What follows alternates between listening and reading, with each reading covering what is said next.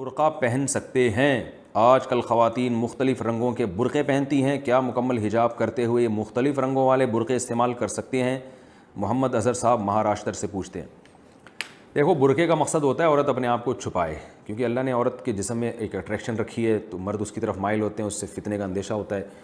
ایک ہی راستہ اللہ نے دیا ہے نکاح کا، شادی کا، تو وہ تو آج کل مرد چھوڑ دیے، گرل فرینڈ کا رواج بڑھتا چلا جا رہا ہے، تو اس لیے اللہ نے عورت کو حکم دیا وہ اپنے آپ کو کسی چادر سے ڈھانپے۔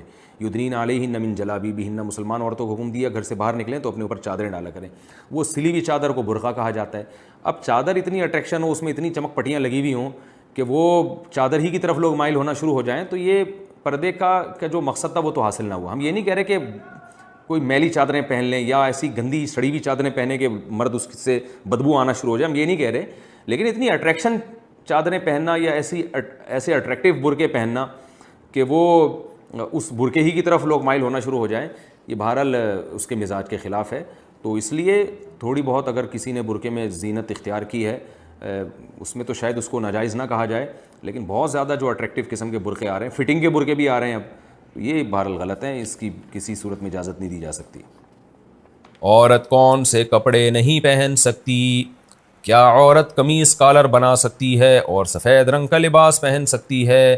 کیونکہ ہم نے سنا ہے کہ اس سے مردوں کی مشابہت ہوتی ہے۔ بنت عبداللہ بمبئی سے۔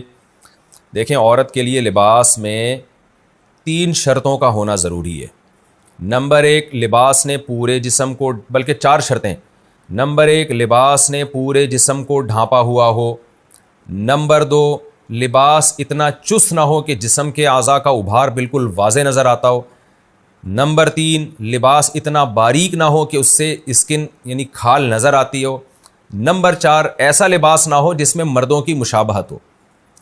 اب یہ جو کہا ہے کہ سفید کلر یا کالر پہننا، تو کالر یا سفید کلر کی بات نہیں ہے، بعض سفید کلر ہوتے ہیں لیکن وہ عورتیں ہی پہنتی ہیں، وہ مرد نہیں، وہ والے یعنی ایسا ڈیزائن ہوتا ہے اس سفید کلر کا کہ وہ اس میں مردوں کی مشابہت نہیں ہوتی۔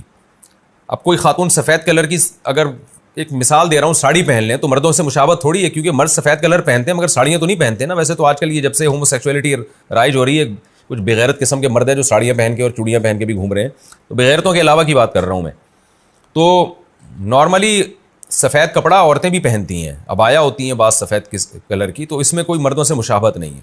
اب مردوں سے مشابہت کس لباس میں ہے؟ وہ ہر قوم کا کلچر الگ ہے، تو یہ خود فیصلہ کریں۔ اس کا آسان طریقہ یہ، کوئی بھی ایسا ڈریس پہنے جو دیکھنے میں فوراً لگ رہا ہو کہ بھئی یہ تو مرد پہنتے ہیں، تو وہ عرف فیصلہ کرے گا۔ اب ہر جگہ کا عرف الگ ہے، تو میں کوئی ایک جنرلی فتویٰ نہیں دے سکتا کہ یہ والا ڈریس پہنے یہ نہ پہنے، تو وہاں کا عرف دیکھ لیں کیا عرف چل رہا ہے، تو اسی حساب سے فیصلہ کریں۔ بھئی بمبئی میں کیا چل رہا ہے مارکیٹ میں، یہ چونکہ بنت عبداللہ نے بمبئی سے پوچھا ہے، تو بمبئی کی مارکیٹ میں کیا چل رہا ہے، بھئی آپ وہاں بمبئی کی مارکیٹ میں دیکھ لیں کہ کون سے کپڑے ایسے ہیں جن کو پہننے سے مردوں کی مشابہت ہوتی ہے، کون سے کہ نہیں ہوتی۔